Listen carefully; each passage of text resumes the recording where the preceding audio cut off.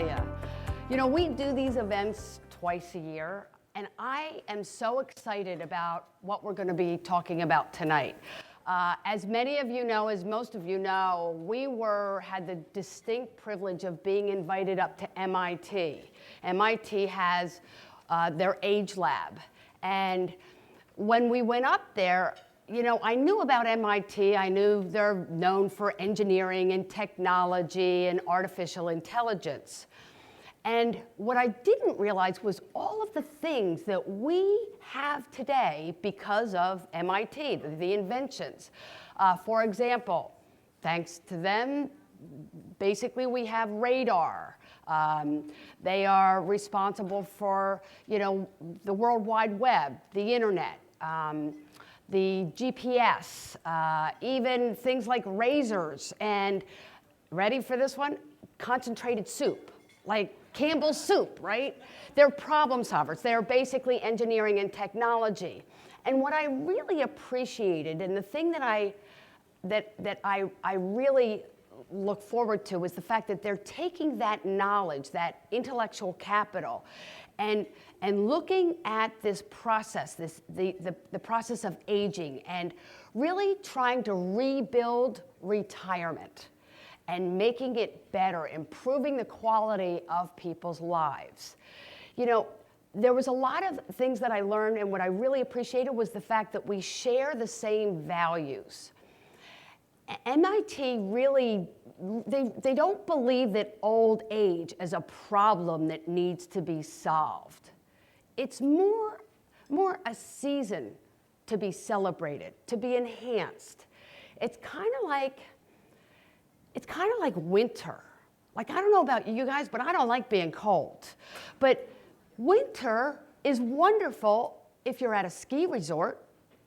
So MIT is trying to build the ski resort for all of us as we enter into that last phase of life. And it has pronounced really important economic implications. You know, if I'm an economist or working at the Federal Reserve, one of the most important metrics to determine the health of an entire economy is something called productivity.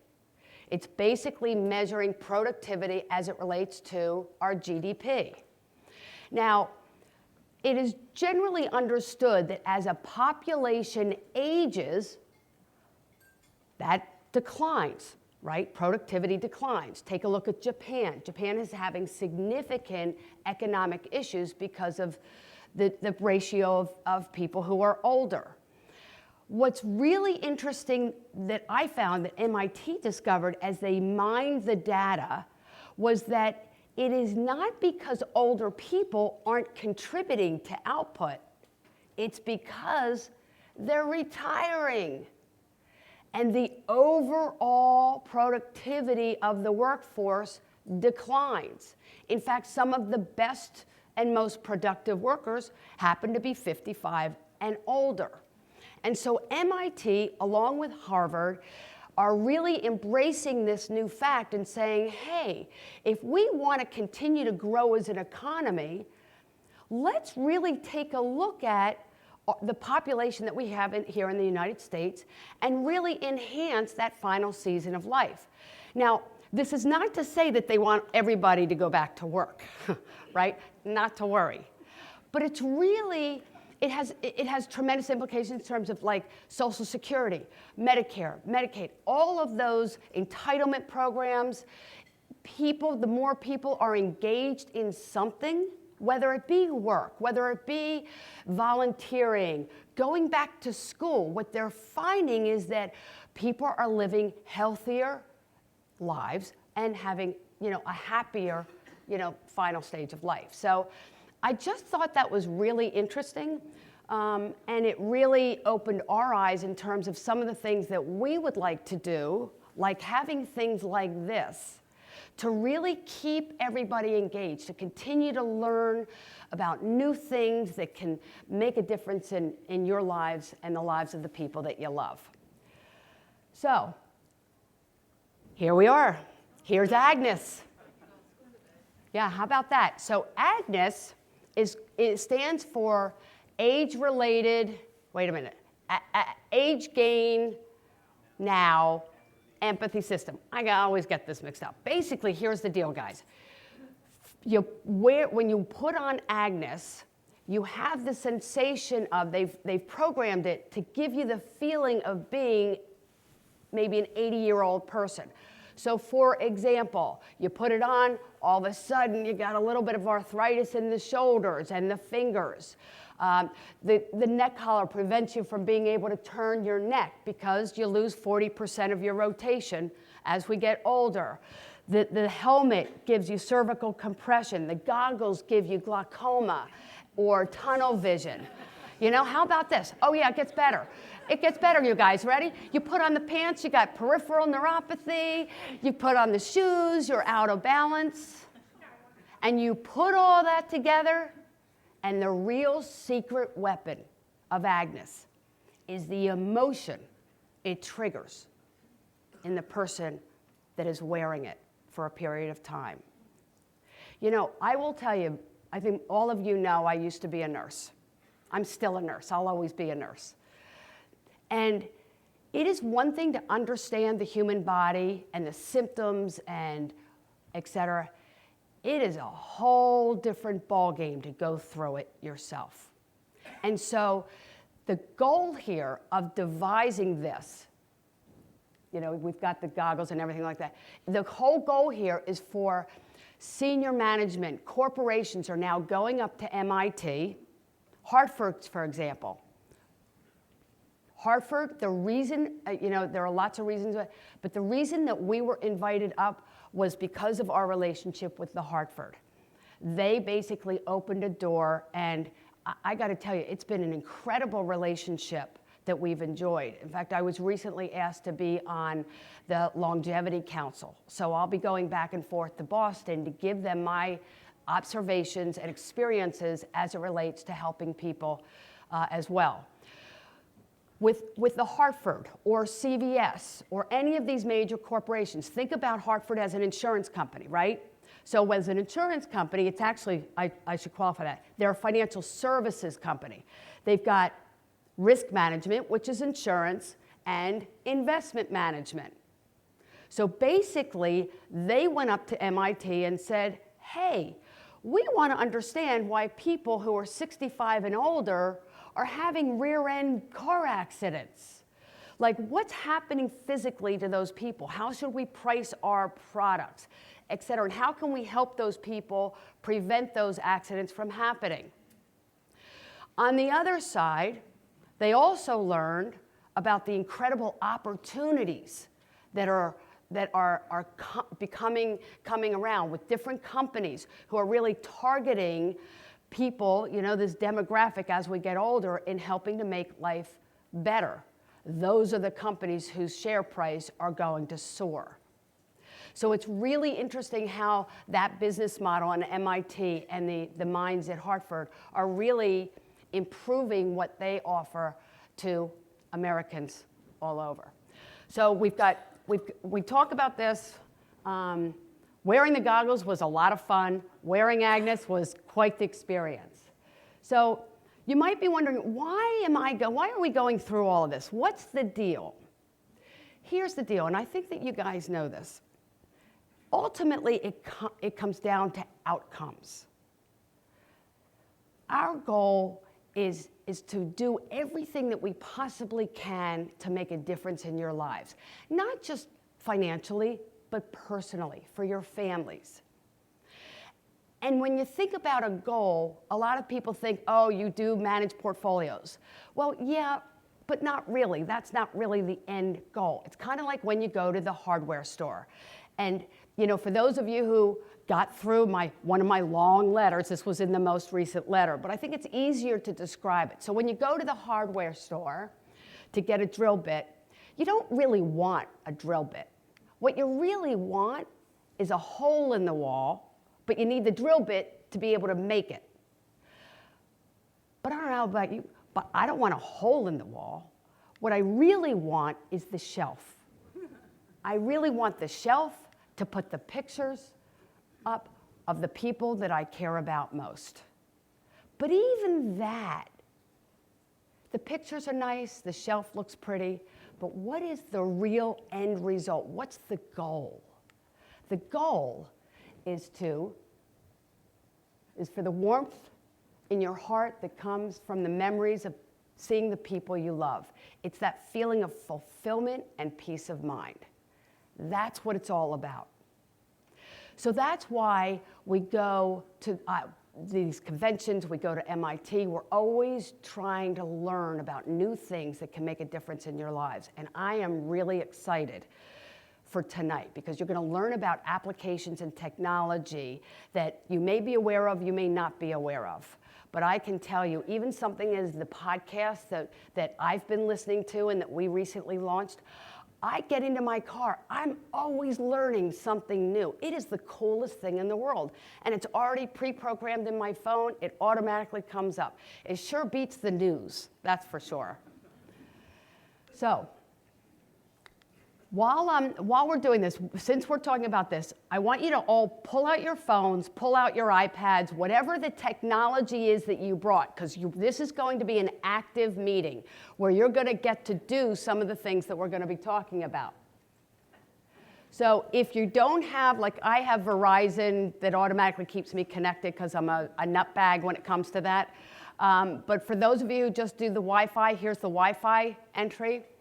And the other thing is since I mentioned it, we are doing these podcasts. And I will tell you that we just started to do them last December, and we do them on different topics.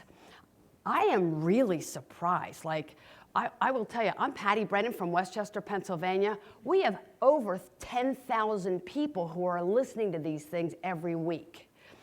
Now, what I'd love to know is if there's anything special that you'd like to hear about. We've done topics like year-end tax planning. There's some evergreen content that never changes, like what to make sure that's in your will and trust, things of that nature. And then there's also real-time information, like, for example, when I go to a conference, I went to a Forbes conference that was unusually good, and I had like a ton of notes, and I thought, you know what, I'm just gonna go into the podcast room and talk to everybody and tell you everything that I learned in this conference. So that was real time. It had to do with the economy, what was going on in the markets, et cetera. So if there are any topics that you'd like to hear about, one of the suggestions that we got is, how about kind of really keeping it kind of very, very simple things, rather than getting overly complicated, that maybe we can share with our kids to begin to teach them about money as they get their jobs and get married and start having kids. So I thought that was a great suggestion. We're going to do that. So, where's Christopher? Christopher? Okay, Christopher Thompson. Everybody, I want you to meet Christopher. We call him, depending on the day of week, we call him Ranger Rick because he is a graduate of the Ranger School with the U.S. Army. He is also a captain in the Army. Let me tell you something, guys. You should read the letter of recommendation I received from his commander. It was unbelievable, and we are so fortunate to have Chris with us.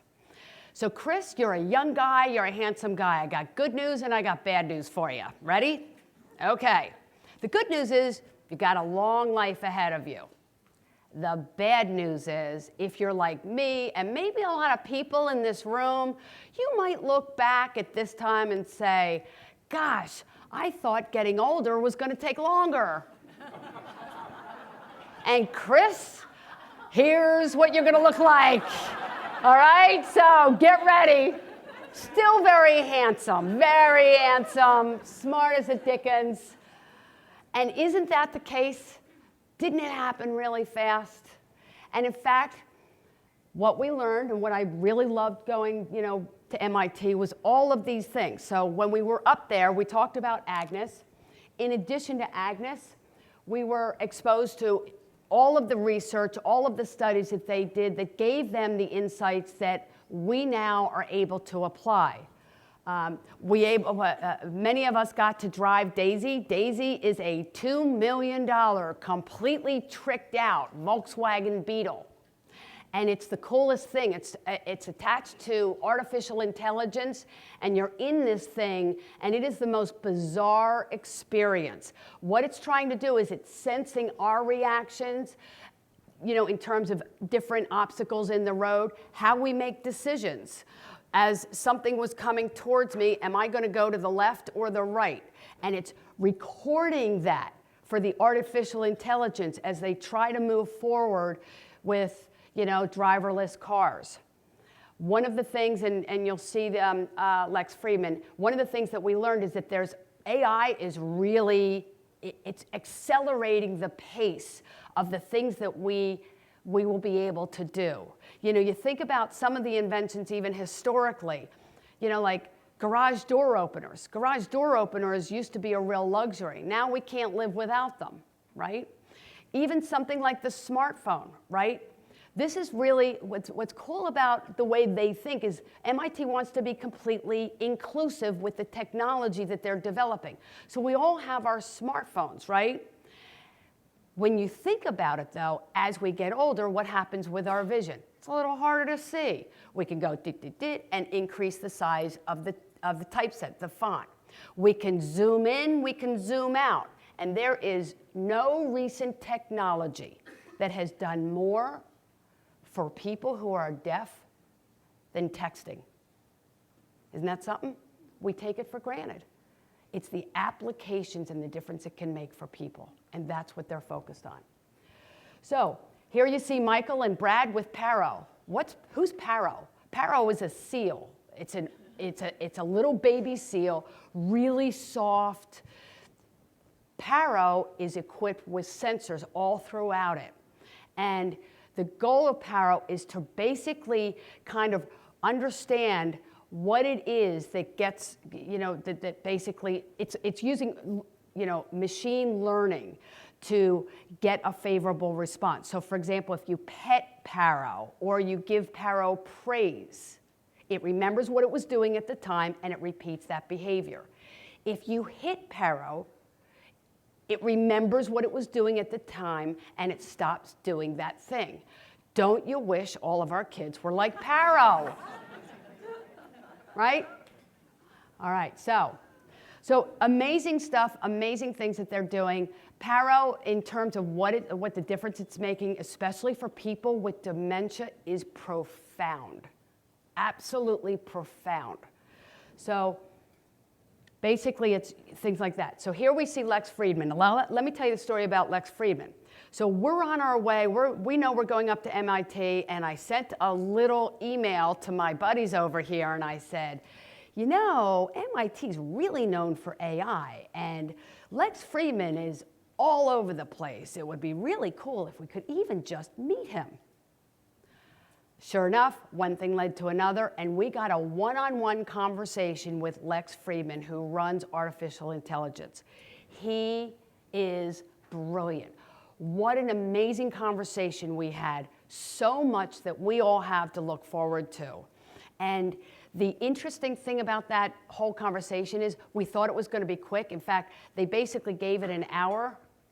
2.5 hours later, we were still talking. In fact, about an hour and a half into it, Dave said, you know, Dr. Friedman, we understand that you were going to give us an hour. He said, no. This is a really good conversation. Let's continue it.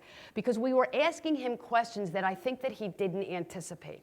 We were not asking him, can you tell us the names of the companies that are going to be benefiting from artificial intelligence? You know, that's kind of shallow. I mean, it's not shallow. It would have been nice to know that too.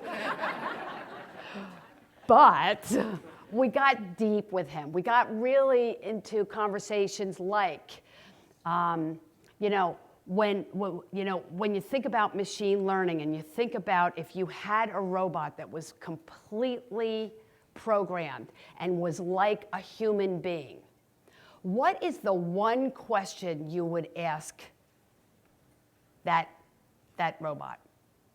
And he thought about it for a minute. He said, you know what? Nobody's ever asked me that question. Leave it to my son, Michael, to ask the question. And he said, I think I would ask it now, after everything we've done with you. Now, what's the difference between you and me? and let the machine figure it out. So it was really interesting, and we were just hitting him with questions like that. Robots will never be like humans. They can't feel love, theoretically. They can't feel the emotions. They don't have judgment as we have it. And those were the kinds of things that we were doing that kind of brainstorming about.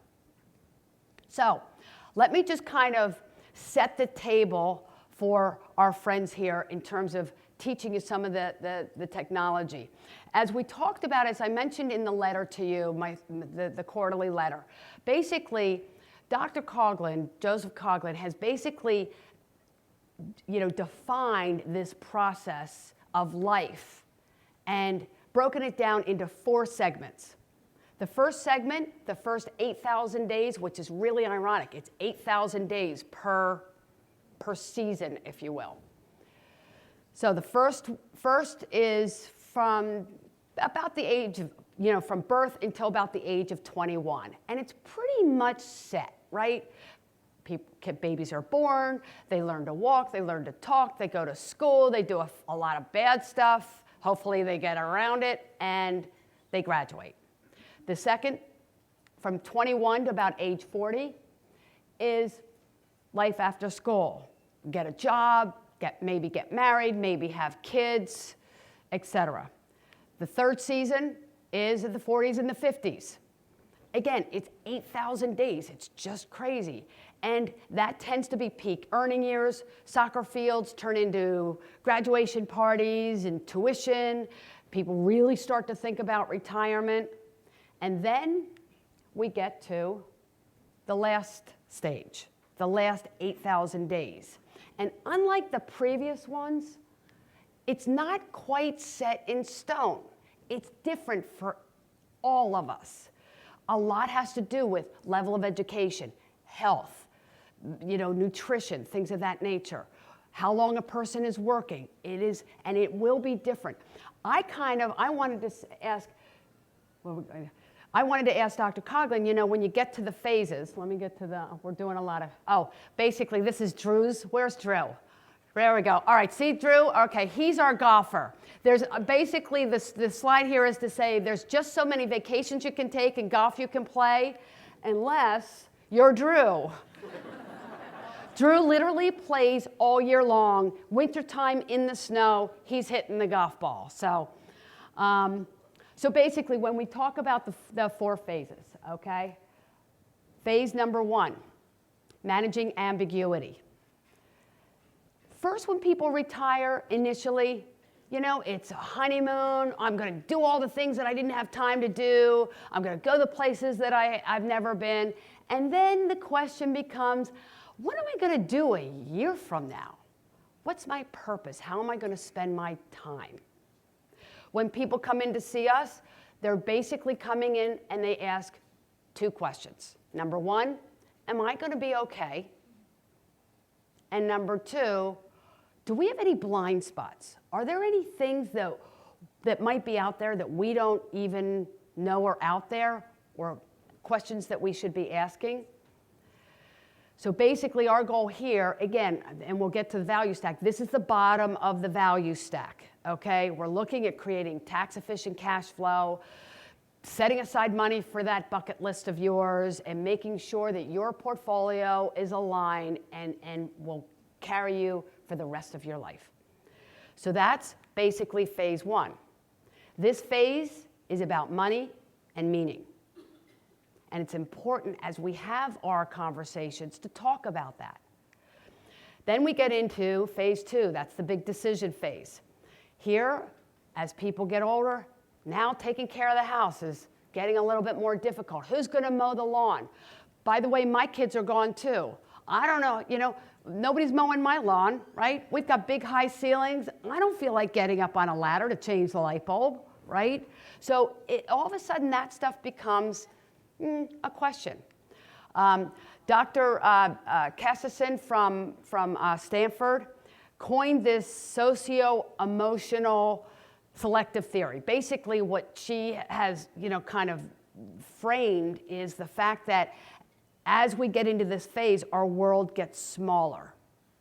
And what's interesting about that is we as human beings have a tendency to shy away from the new stuff and double down on the things that we already know. It's very human, it's very predictable, and it's important for all of us to keep in mind. Now, that's not bad, but it's important to just kind of identify it and recognize that the risks there are social isolation, loneliness, maybe some missed opportunities for some of that learning and that quality of life and really getting engaged with, going to plays or nonprofits and things of that nature. Then we get into phase 3, managing complexity. Now it's doctor's appointments, medications. This is when people often begin to really seriously think about downsizing, right-sizing, going into continuing care communities. And really the things, and this tends to be in people's 80s, but all of a sudden things are really getting complicated. And I will tell you that I've seen enough of this to see people, it's that letter in the mail that says you owe $75, but this is not a bill. Like, what are we supposed to do with this, right? And people are paying those bills as if they are bills. This last phase for me, when I learned about this, was an epiphany. Because again, keep in mind, I've been doing this for 34 years. Next year will be my 35th year as a financial planner. It has been such a privilege to help people through the different phases, but I've never had the framework that we have here. And he talks about the 4th phase, the living solo phase, and it's real simple. It's a restart. We go back to phase 1. Managing ambiguity, making the big decisions, dealing with complexity. Except this time, people are tending to doing it alone, okay, without that other person to bounce things off of. And this really gives us a wonderful purpose. I got to tell you, I just feel like now, and this is not that you care about us, and I don't want you to, but it just really really solidifies for me what our business is really all about. Even before all of this, I don't know many people who do the financial plans and it's online and you have real time and we're always monitoring your tax situation and your cash flow as the portfolios, et cetera. But to have this framework in terms of the whys is just really, really powerful for us. So with that, let me introduce Mike Lynch. Mike is with the Hartford. They have worked hand in hand with MIT to really bring some of the latest applications, technology, and the things that we can all do to really enhance the quality of life in that last 8,000 days. So Mike, thank you so much. Come on up. Terrific. Thanks, Patty. Well, again, thanks very much, Patty. Thank you for having us. Terrific presentation, great introduction to set up. The one thing Patty didn't mention humbly is that she's actually one of 12 financial advisors. 12 financial advisors across the country that MIT has selected to work with. And I think that's a credit to her. It's a credit to Key Financial and the practice. So please. And I think what you can tell about that is MIT is really looking for advisors of the future.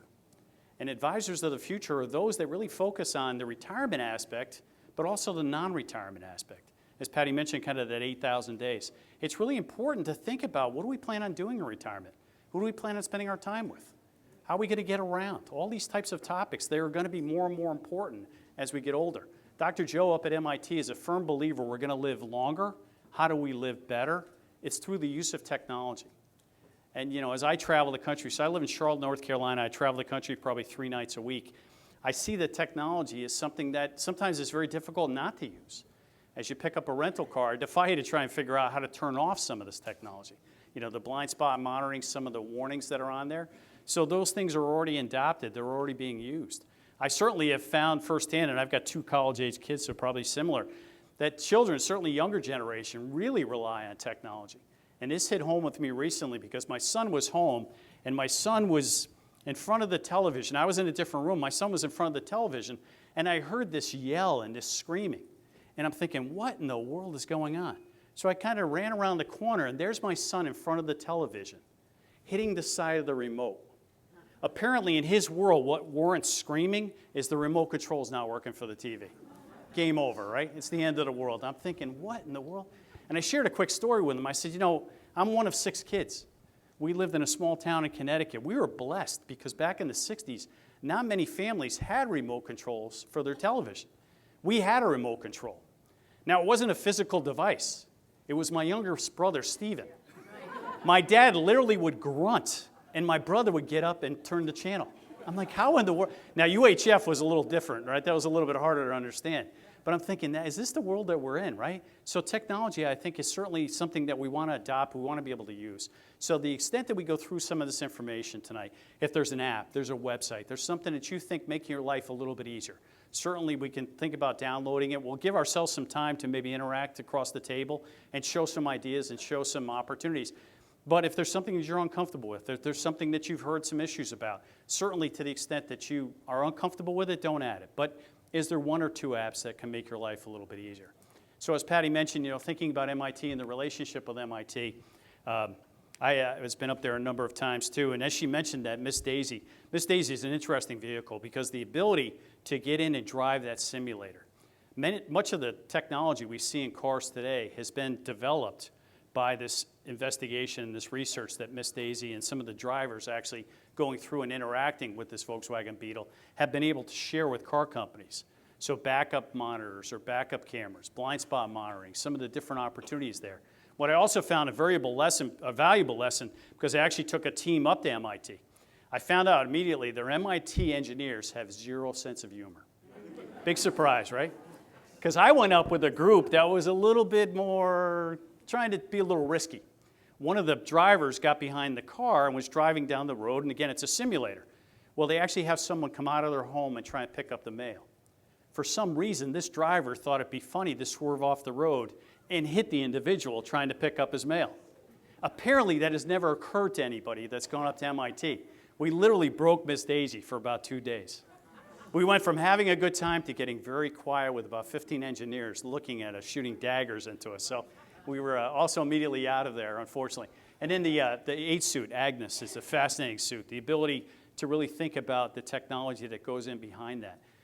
One of the organizations that recently adopted a contract and developed a contract with Dr. Joe was the Transportation Authority, or the T, up in Boston.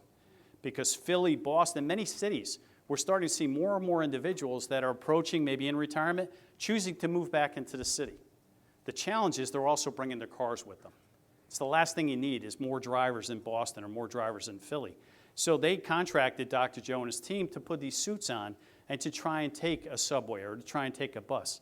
Now, for those commuters, those individuals maybe from 7 to 9 in the morning and 5 to 7 at night, generally they go through the process no problem at all. But what if we haven't taken a subway in a while? What if we haven't taken a bus in a while? Can we read the maps? Are we able to get down into the subway system? Does the elevator work? So it's really valuable research. So again, the opportunity to use some of this technology in this case, I think is certainly something we want to think about and be able to have. So what we want to do tonight, talk a little bit about kind of thinking about that future. As Patty laid that out, that 8,000 days, especially that maybe second or third, more importantly, that fourth 8,000 days. And by the way, that may be unfortunately 2,000 days, that may be 12,000 days. I'm starting to sense it more and more as I get towards the edge of this walkway here, that it may be an hour and a half as opposed to 12,000 days. I have to share a quick story with you. I travel the country, do presentations, and Dave was giving me a hard time early on because I put my microphone on. He knows the story. I've developed a bit of a microphone phobia, if you will. I'm not sure if there's an actual term or not, but I was doing a presentation in Kentucky, and similar setup. They had a stage, they had individuals coming in, and I said to the gentleman who ran this location, I said, is there any chance I can get a microphone? Well, the problem is they didn't have the modern lavaliers. They had the old Bob Barker microphone. Remember Bob Barker, God bless him, at 80-something years of age, right, with the cord microphone.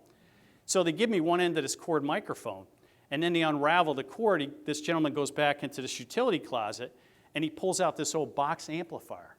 I think 1935 cutting-edge technology, right? So you clearly made it as a speaker, right? It's time to retire. So he gives me one end, he plugs the other end in, and he unravels the power cord. And I shouldn't have been watching, and I can't do it justice. But he has this look of horror on his face, and he leans down, and he shoots the plug into the wall. And these sparks shoot back out. Then I'm thinking, who's the dummy, right? I'm connected to the other end of this thing. Conductivity, 5th grade science, right? I should have paid attention. Well, thankfully, my hair doesn't shoot up. I don't get electrocuted. And I tend to pace, so I'm a little concerned about that corner there.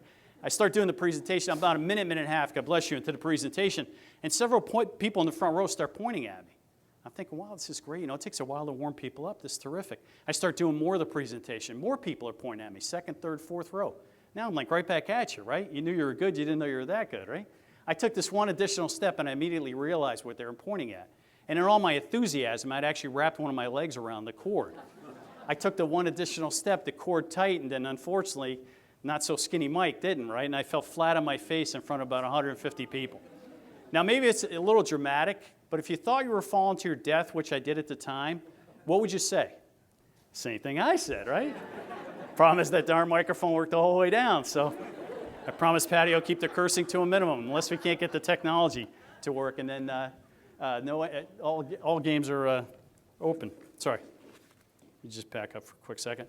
So we want to talk tonight about is a little bit about some of the new technology, and again, we'll kind of go through some of the interactive pieces of that. Certainly life-changing technology. I think when we see speed to market, especially with MIT, is it tends to get information maybe daily, weekly, monthly about new technology, especially from the healthcare perspective. And then more importantly, have you try some. You know, I'd love for folks at the tables to interact a little bit, share with an app or a website or something that makes your life a little bit easier. MIT developed this next video, and this video is about 2 minutes long, so if you don't mind, I'd like to play it quickly. But think about maybe 5 or 10 years ago. If you were in this situation, or maybe you had a relative in this situation, how much technology would you use on a daily basis? And think about today, and then more importantly, as we go forward, think about in the future. So this is basically a cute little video MIT developed, basically the day in the life of a grandma.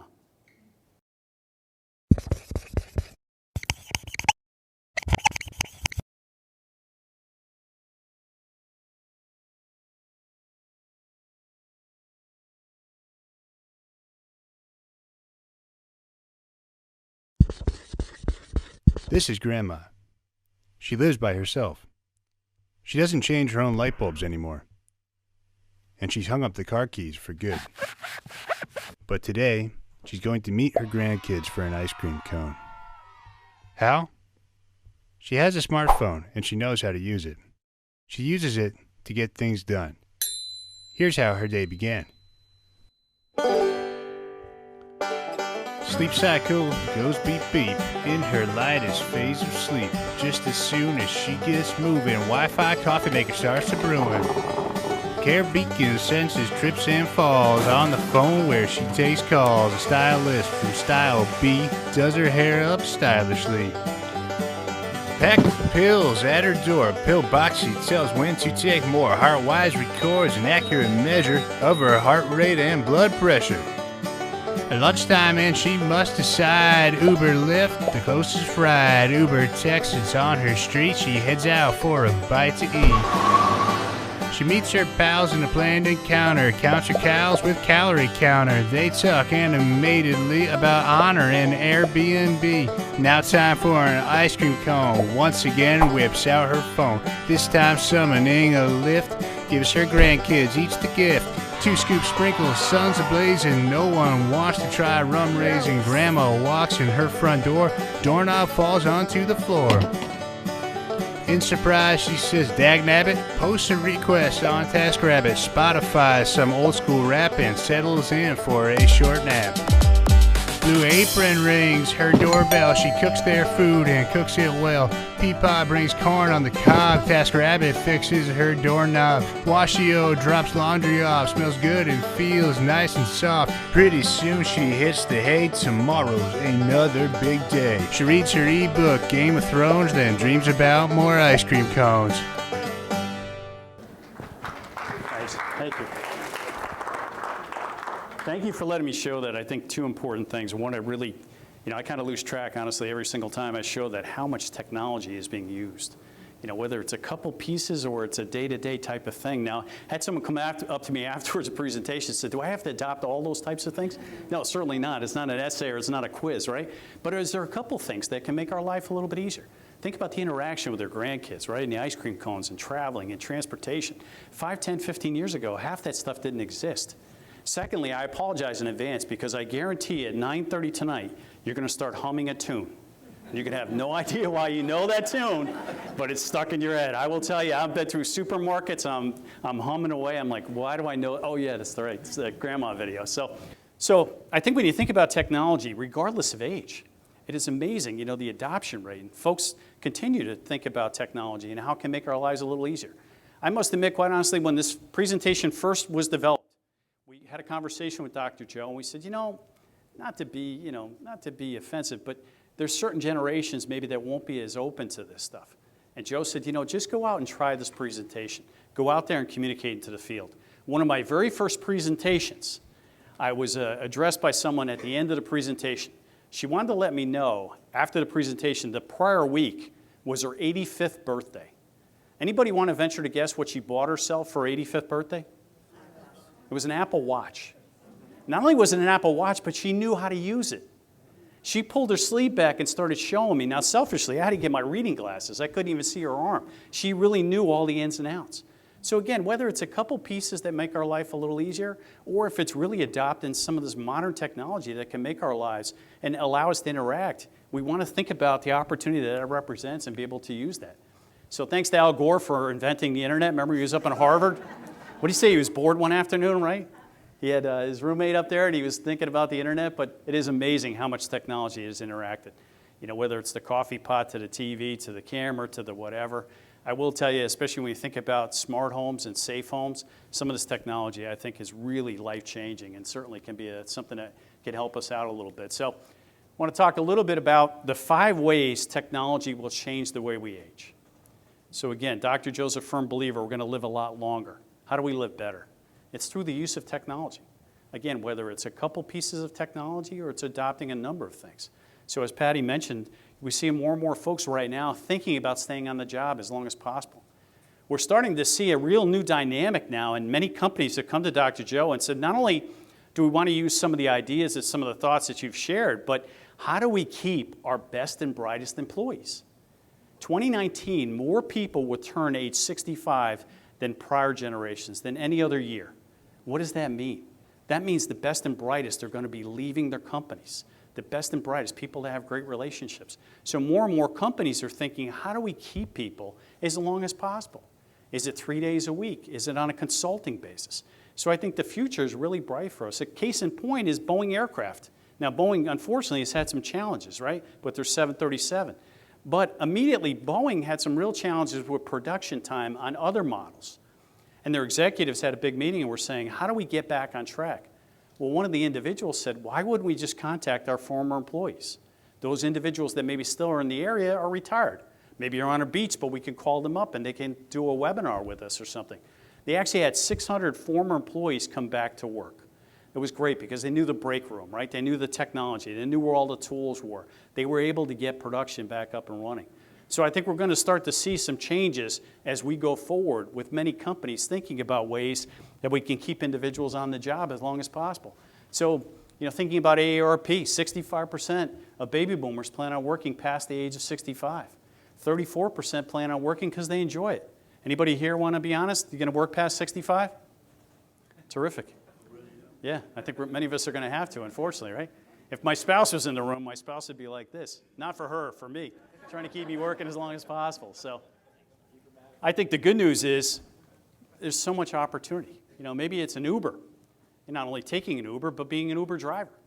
More often than not, I take Uber versus Lyft as I travel, not recommending one versus the other, but quite often the driver is 60 plus, recently retired, separated from service, not really sure what they want to do. I met a gentleman on a plane recently. He said, I'm actually in my 3rd retirement. I said, how does that work? He said, well, the first one, I retired and I gave the business to my kids. And I started chasing that little ball, Drew, no offense, but he said, I started chasing that little white ball around. He said, after about 100 days of chasing a ball, I never want to see another white ball.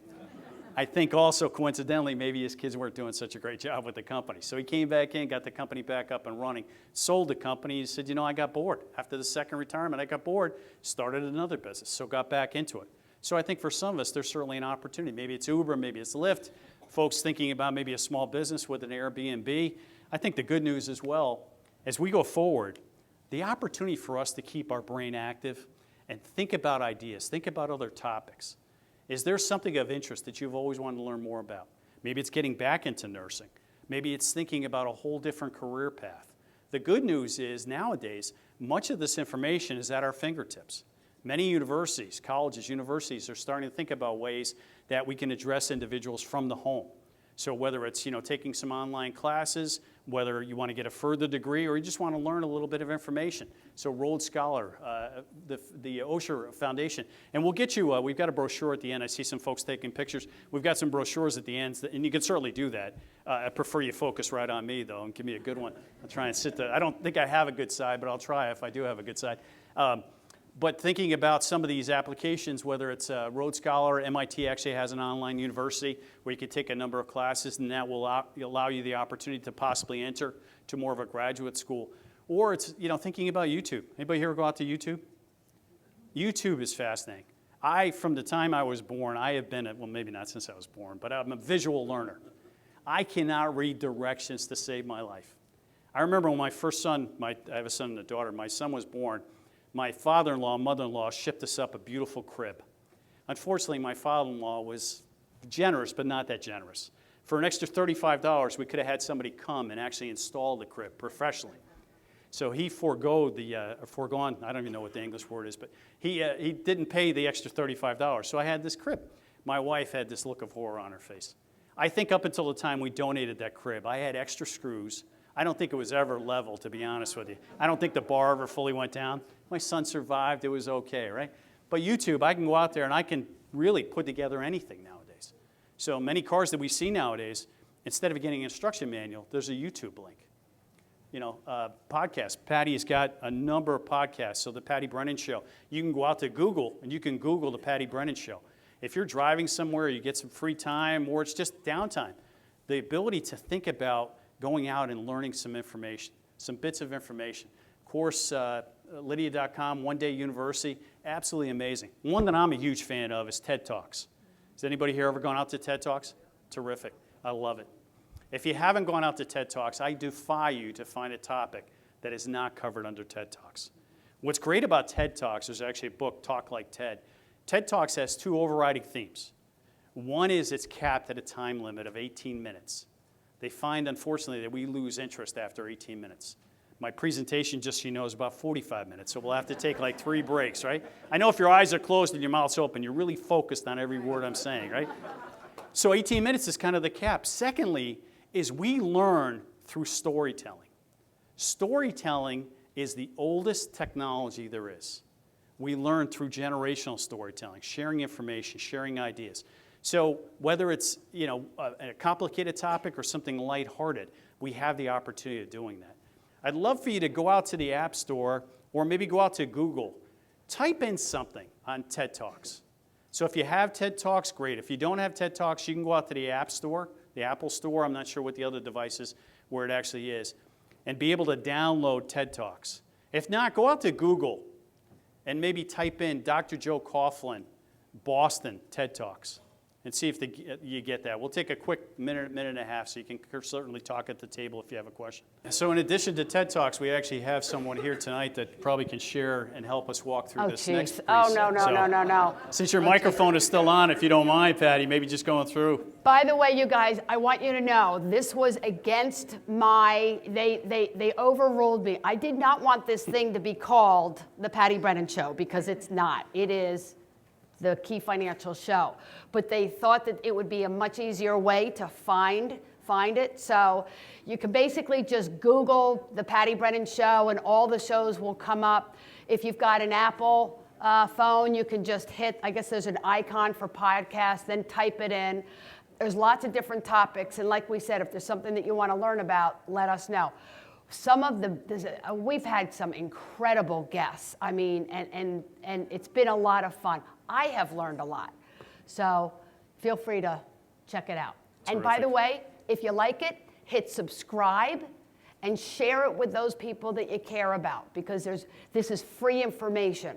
It's there. And I try to end every podcast with action items. Summarize what we've talked about and say, here are the 3 things that you might want to think about. Because I'm, you know me, I'm an action item person. What are we going to do next? What's the next right thing? Terrific, Patty. And I think, it's amazing how much information is out there from a podcast. Who subscribes to podcasts today? Terrific. So probably close to half the room. Great. So Patty's, terrific information. What I think is interesting about podcasts and different pieces of information, YouTube and things, is now it gets to me on my time, as opposed to me trying to figure out a time, right, and try and schedule something. I have the opportunity of really thinking about, maybe it's 2 o'clock in the morning, I can't sleep, right? I probably have bigger issues if I'm going out to podcasts at 2 o'clock in the morning, right, for some reason. But I have access to information on my time as opposed to someone else's time. Webinars, different types of WebEx. The ability for us to interact and to communicate, I think, is so important. But we'll kind of go through some of these apps and websites. I think number 2 is staying connected to family and friends. I think the device, whether it's texting or it's talking to an individual, it's absolutely amazing, right? When you talk to a younger generation, you may want to let them know that phone that they hold can actually be used as a telephone, right? It's kind of mind-boggling, isn't it? They're like, what? I said to my son, I'm like, why don't you call me? He's like, what? I'm like, is it just because I'm your dad or what? Like, it never even occurred to him. He texted me this long thing, and I'm like, why didn't you just call me next time?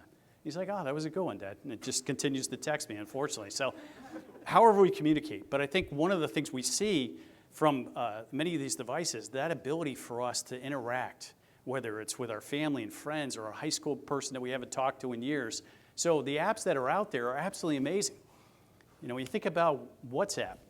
So I was over in London, and my son, I heard him on the phone with his girlfriend, and I reverted to my dad, and I'm thinking, oh my God, how much is this going to cost per minute? He looked at me, he said, Dad, it's WhatsApp, right? So I can make a free phone call over the internet. I'm like, talk all day, talk as long as you want, right? So having that opportunity. We were actually going to try and FaceTime my daughter. My daughter goes to college, and we were going to try and FaceTime her. So I think that the good news is my daughter actually literally at this point charges an hourly rate. So you save me about $10 or $15. Somehow Dad paying for tuition at college doesn't it doesn't merit the negotiation skills. So that ability for us to connect and interact. I will share a quick story with you. My daughter is terrific FaceTime, connecting with us, connecting with my wife and I. When you text someone or you talk to someone, you get a response, you get some interaction. But when you have the ability of FaceTime, who here FaceTimes? Kids, grandkids, terrific. So you know the ins and outs of it, right? You know how to get on there. That ability for us to connect and see face to face. When I grew up, it was the Jetsons, right? That was kind of something that was out in the future. You never even have that ability. Now, regardless of where they are, we can interact with them. So if you're not thinking about FaceTime, you may want to go out there and just try it one time. That ability to connect, that ability to communicate. Just a quick word to the wise. Again, my daughter's terrific, and she actually FaceTimes quite a bit with my in-laws.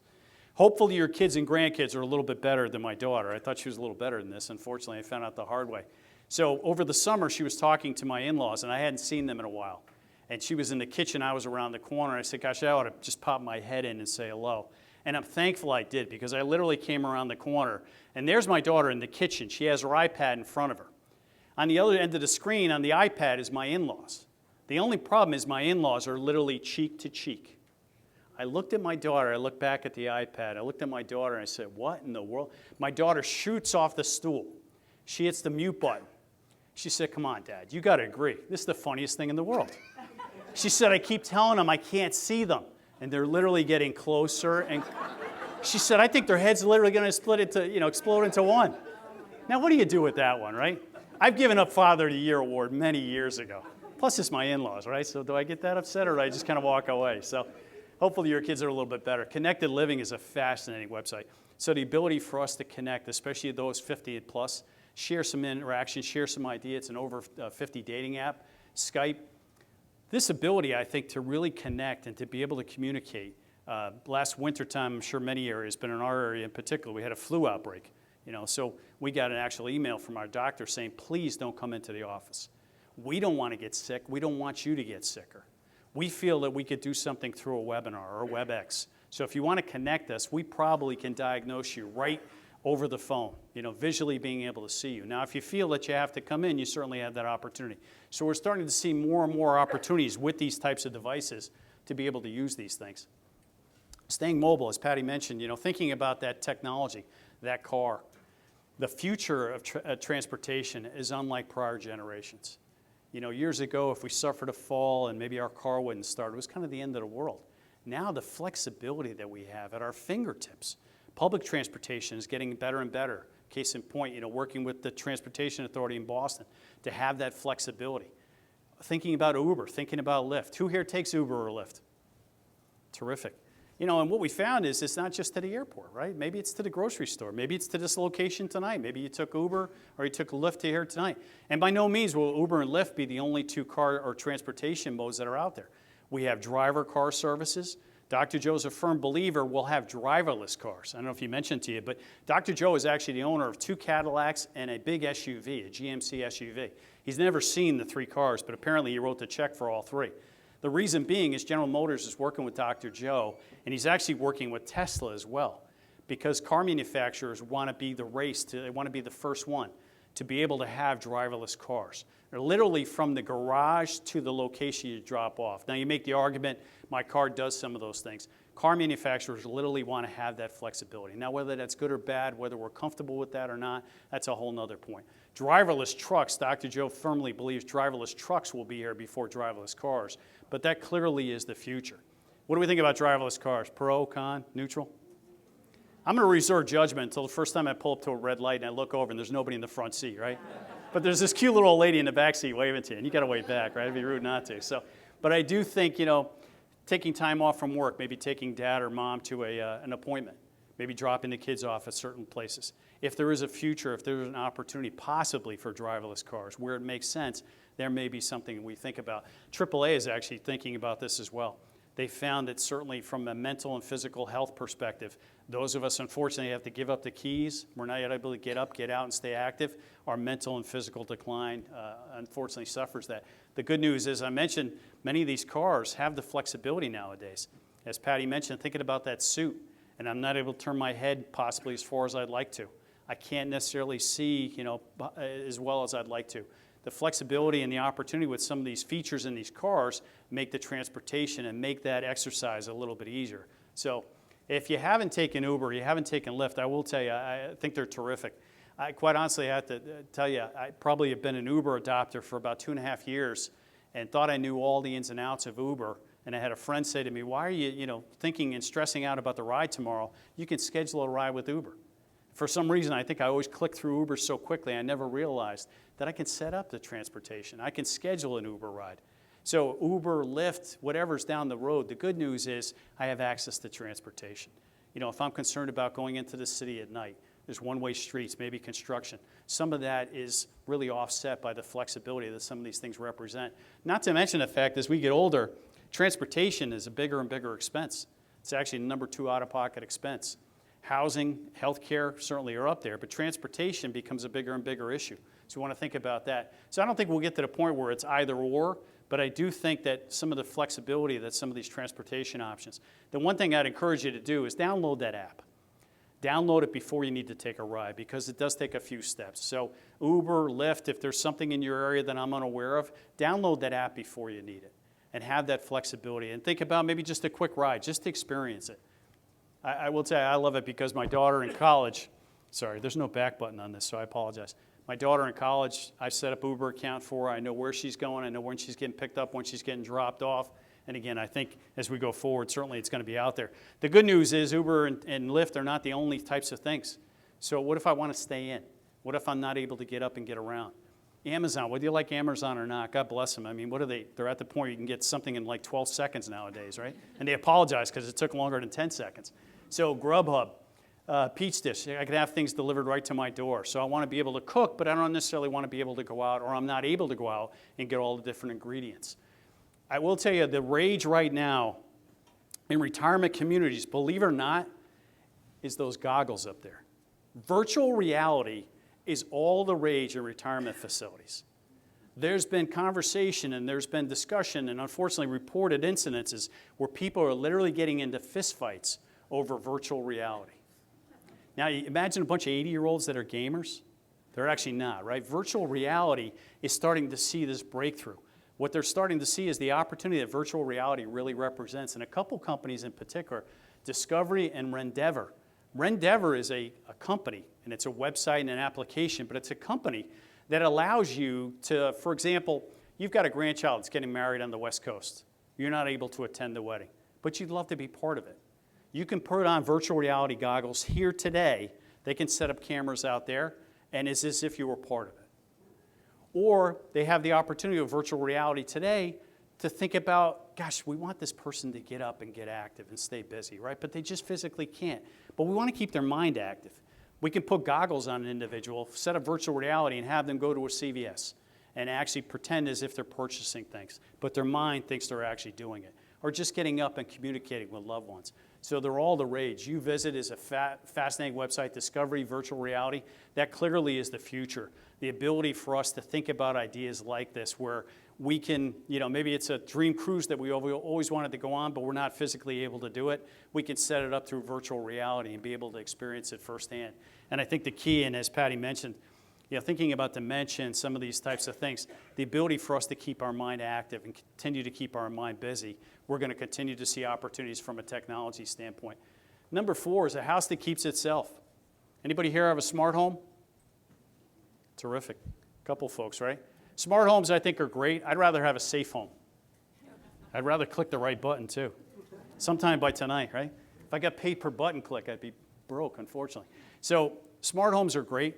We have a realtor in Charlotte that runs around and says, we'll have a smart home, or we'll be able to help you sell a smart home. They put a Nest thermostat in, they put a camera out in front, and they call it a smart home. I think that's a loose definition. But I do think the future is safe home. AARP did a recent study and asked individuals approaching age 65, where do you plan on aging? 90% of us responded, we want to age in our current home. It's possibly where we were married, have a mortgage and memories. The challenge is, as we get older, our homes get older. What do you think the biggest physical obstacle aging in a home is? It's the staircase, right? So if my master's upstairs, bathroom is upstairs, it becomes a challenge. Now, it's not to say we're advocating selling our homes, but is there some technology that would make our lives a little easier? There are industries, there are marketplaces starting to expand to think about ways that we can stay in our home as safe as possible. Maybe it's a cooktop that shuts off if we didn't. There was a study done by our carpet manufacturer, probably no big surprise, but they wanted to see when individuals suffer a fall in the home, especially those that live by themselves, where it happens and what time of day it happens, or evening. Probably, again, no big surprise, but generally speaking, we suffer a fall between the master bedroom and bathroom between midnight and 6 a.m. Carpet manufacturers are actually experimenting with technology today to tear up your carpeting in that area, put pressure sensors in the padding of the carpet, and lay it back down as if they were never there. You can control it from your phone, or you can just keep the pressure sensors on. If you suffer a fall at 2 o'clock in the morning, the sensors pick up too much weight in an area for too long, the sensors literally can dial 911 and let them know. Another one, and tread lightly with this, no pun intended, but a dimly lit walkway. Does that sound pretty appealing? 2 o'clock in the morning, you get up in the middle of the night, and there's this dimly lit, soft walkway to guide you to your restroom. Again, no pun intended, tread lightly with this one. I tried to sell this to my wife. Coincidentally, we needed new carpeting. And I said, wouldn't this be great, this dimly lit walkway between the master bedroom and bathroom? Not only is my wife more sarcastic than I am, but her response included my cute little walk there, or I thought it was a cute little walk. She said, I agree, I think it's a great idea. Your dimly lit walkway is terrific. By the way, if your dimly lit walkway wakes me up in the middle of the night one time, you won't have to worry about longevity. That was like a 30-minute buildup for a bad joke. I apologize. So they get worse after this, too, by the way. So, again, I think the opportunity, especially from a technology standpoint. Dr. Joe, whether you like these Google devices or Amazon Echo, whether you like these or not, Dr. Joe is a firm believer. These will be as popular in the home as the telephone. Years ago, there wasn't a home out there that didn't have a home phone. He's a firm believer that some of this technology will be in everyone's home. Now, again, certainly some concerns with the recording information and things like that, but he thinks the positive and the upside is the ability for that device to interact. He's gone out and has been doing some work with Google, and Google kind of let it slip that they think in the next 5 years, that device, that Google Play, will have a 20-minute interactive conversation with you. Now, one, it's a little creepy, right? But two, what if it's my dad, he's in Connecticut, and we don't have as many family members living around? And we're trying to connect with him, but we're just not connecting as often as we like. What if I could have that device recorded in my daughter's name, his granddaughter, checking in with him? Hey, Dad, how are you? What if there's no response? Hey, Dad, how are you? A couple times, no response. Maybe that device can contact someone and say, I think there's a concern there. Or maybe it's someone to just connect with them. The piece of companionship, I think that these things will try and represent. In the middle here, Husqvarna, anybody love doing their lawn in the summertime? Probably not so much, right? Husqvarna actually has a wireless lawnmower. So you have the opportunity of setting up this lawnmower, and this lawnmower can actually map out your grass. More importantly, I'm a huge fan of the vacuum. Anybody have that vacuum? I'm a huge fan of that for a couple reasons. One, it gets underneath the couches, which I don't think I've ever gone underneath the couch or raised the couch, right? Two, is that device does not like one of our family members. My daughter came home this summer, and she brought something with her back from school. Now, I thought it was going to be good grades. That was a good one, right? Unfortunately. My daughter thought it was funny, too. She said, no, she came home with a cat. No offense, I can't stand cats. I'm not a big cat person. I'm a dog person. What I found, and I absolutely love my vacuum, is the vacuum hates the cat more than I hate the cat. The vacuum literally will stop what it's doing when the cat enters the room, turn around, and chase this cat for hours. It's hysterical. I love this thing. I'm thinking about buying one for the second floor. That way there's no place for this thing to go. I mean, on a Saturday afternoon, you pop some popcorn, forget about college football. You put the vacuum on, you put the cat in there, it's a home run, right? So I don't want an email. I don't really hate cats that much. Please don't get PETA after me.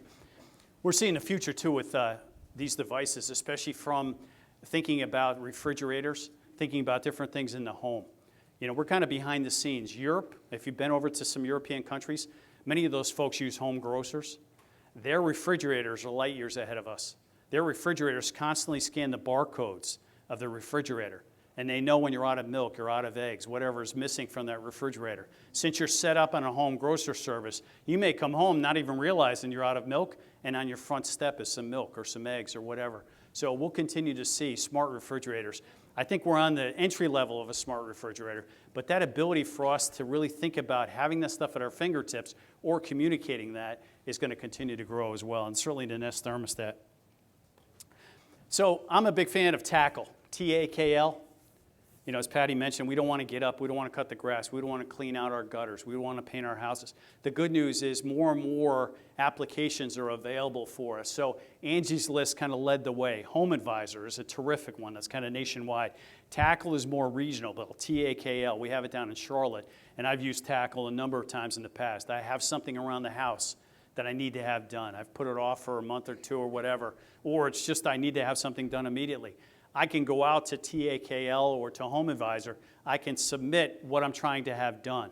I can get a number of bids back. I can get information from individuals saying, here's what we'll do and here's how much it costs. And that ability for me to kind of think about that and reach out to folks. Now, years ago, we would call a friend, right? We would call somebody, and maybe they'd call us back, maybe they wouldn't.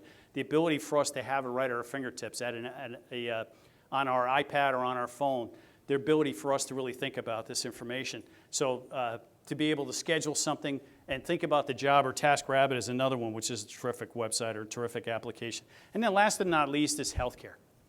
So again, as I talked early on, I think when you think about technology and the speed to market, for lack of a better term, technology continues to seem to lead the way. And there are devices, there are applications, there are things that make our life a little bit easier that continue to be out there. A couple in particular, that contact lens, that was a Google smart lens. Google was in the business, kind of dropped out, but now I think they're starting to get back into it. And the idea behind the contact lens was if you have someone who suffers from diabetes or you have diabetes, the challenge and the pressure of trying to monitor your glucose level, or you've got a child or grandchild trying to chase them around and try and unfortunately prick them a number of times a day or whatever. Well, they've actually found that that information, that glucose level, that information can be found in the tear duct of one's eye. So they actually developed this smart lens to be able to read that and put that information on your phone or maybe a loved one's phone.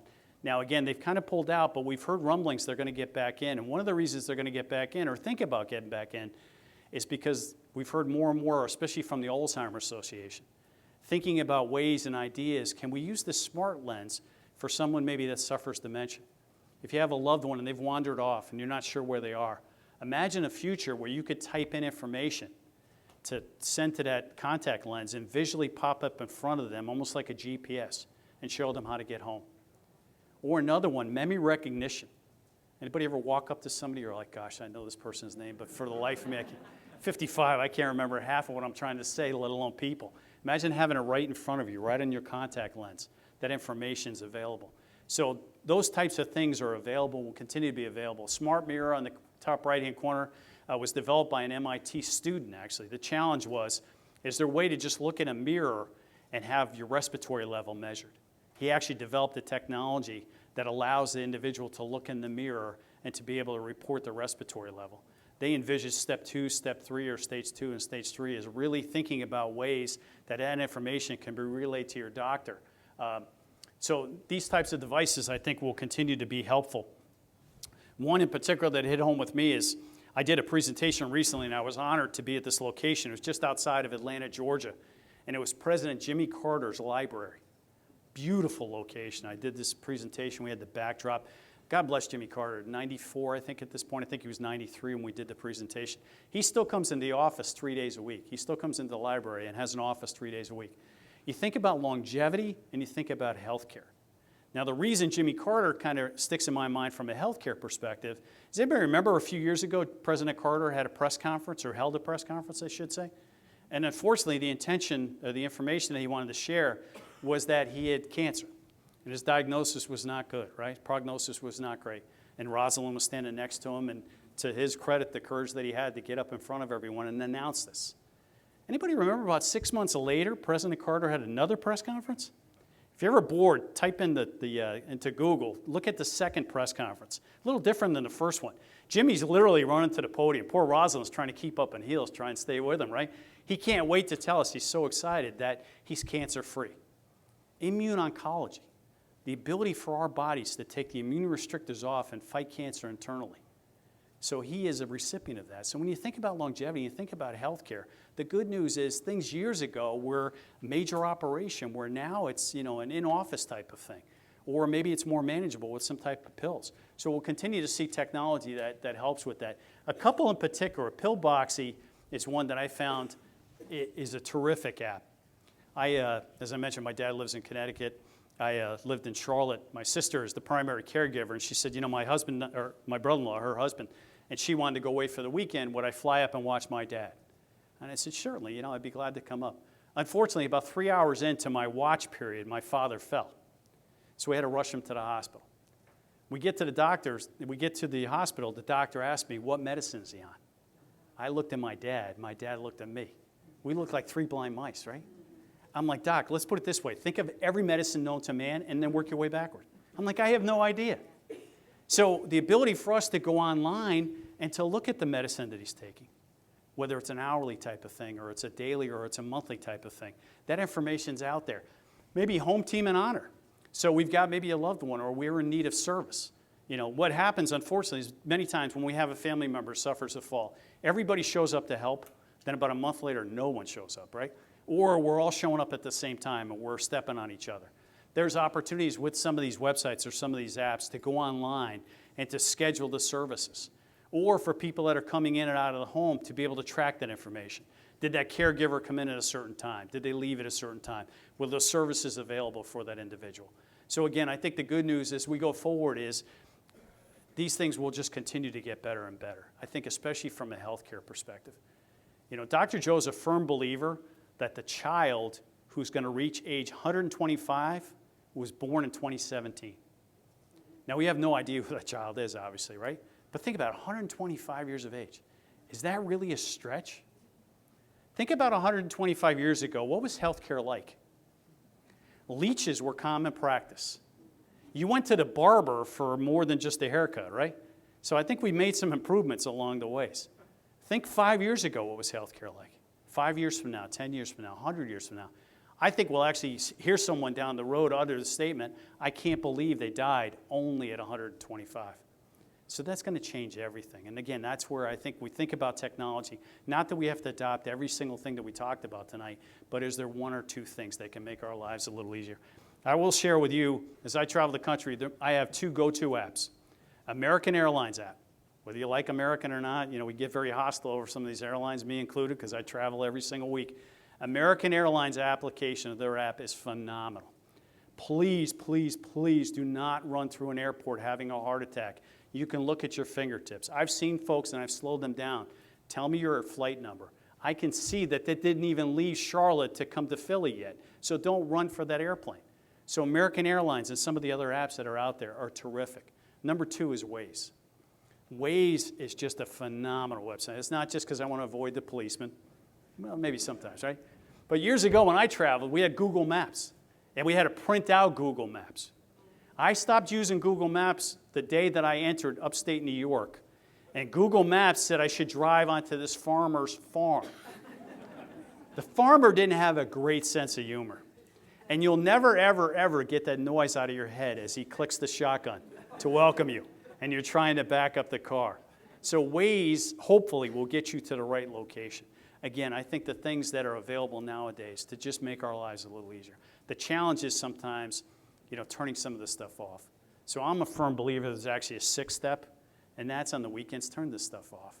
Interact with our kids, our grandkids, talk, spend time. I think that's a lost art to some extent. I actually saw my son do something to my daughter I never thought I'd see. He was sitting next to her on the couch recently, and he texted her. I'm like, are you kidding me? And again, it's kind of the double-edged sword, right? They weren't fighting, so I was happy. And they're communicating, right? But I'm like, you couldn't just look over and talk to her? So I think the ability for us to turn off some of this technology as well. So again, I'm going to turn it over to Patty. We can't thank you enough. Dave Marks and I are here from the Hartford Funds. We can't thank you enough. I think, again, for Patty to be this advisor to the future, I think it's certainly something to applaud her. I think her practice is kind of taking her to that way. I see how many folks are here tonight. I think that's a credit to her and to all the team members, quite honestly, for Key Financial. But I do think MIT was really looking for financial advisors of the future. And there's no shortage of advisors out there, but the advisors that are really doing it right and are focusing their practice that way, to be one of 12, I think is incredibly impressive. So we can't thank her enough for being part of the board. Honestly, selfishly, we value this information. We're the ones really receiving this information at Hartford Funds, to be able to hear from Patty and then to be able to interact with MIT. So on behalf of Dave and I and Hartford Funds, thank you very much for your time today. Thanks very much. Thank you so much. Thank you. Thank you so much. And before you leave tonight, everything that Mike has talked about is outlined here in these brochures. So make sure there's 2 brochures. One is a white paper. The other one just gives you all the different apps that he was referring to tonight. And just check them out. I mean, that's the whole point, is just what's out there. If you don't know about it, you're not going to do it, and you won't realize the impact that it can have in your situation. I think that what was really neat about the experience going up to Boston was also the experience to visit Wellington. That's this picture. Wellington Management, as you know, there's a mutual fund called Wellington. But Wellington Management actually is a big institutional money management firm worldwide. We were invited to Wellington. We spent the day there. It was incredible. Now, I've been to, you name it, I've been there. Obviously to Vanguard, to PIMCO, all the major houses. What was so different about this was that they invited us to their meetings, to their brainstorming sessions. They have this 7:30 meeting, and it's a big, big room, and plastered are all these big screens. And on these screens are managers and analysts from all over the world. And it's 7:30, and it is a 30-minute meeting. I got to tell you, I now know how to run a meeting better. And it was amazing, because you had, somebody from Australia, the guy from India. They had just had their elections. He talked about who was elected and the implications on the economy around the room. And it was right, people had 5 minutes to give a presentation, talk about what they wanted to talk about. There was a minute for questions, and then they moved on to the next person. Again, really, really impressive. And of course, what is a trip to Boston without a trip to Cheers? So we got to go to Cheers, and for me and for my team, this was wonderful, because this is where we take the information and say, okay, guys, because information's just information. How do we apply what we learned? Let's not just let this swirl around. What are we going to do? And that's what led to tonight. Let's share this with our clients in a big setting. Open our doors, allow and offer to help with these applications and really get to know on a deeper level, even deeper than we have, any of the challenges that you might be experiencing at home with a loved one, etc. Last but not least, our objective. I sent this to you in the letter. We talked about it at the last meeting. I believe we always focus on the end in mind, okay? So we talk about the key value stack. This is in all of our offices. It's what we live by. So basically, our objective is to give you that peace of mind, that sense of fulfillment. The things on this bottom rack, if you will, that's the drill bit. That's the portfolio management, the tax planning, making sure you're not paying too much for insurance or that you have enough, your wills, your trust. The next level of the stack is the whole for the shelf, right? It's that retirement planning, it's the estate planning, etc. Ultimately, my goal is for all of you to feel like you're organized and controlled, that you're able to take care of yourselves and your loved ones, and that you don't have anything to worry about, that you know that we'll always have your back, right? Because the outcome is this, right? Because here's the thing. We're all going to end up crossing the finish line. It's going to happen. We here at Key Financial want to make sure that as you approach that finish line, that you're able to do so with dignity, peace of mind, that everything, whether it be financially or personally, is optimized, and you will win that race. We are so grateful that you chose us. There are a lot of advisors. These guys said there's 350,000 advisors in the country. There are probably 50,000 just in this area. And what a privilege it is that you chose us to get you over the finish line. So thank you so much for your time tonight. Thank you for your attention. I hope you learned a lot. And I hope you drive home safely. Be safe in everything that you do. Thanks so much.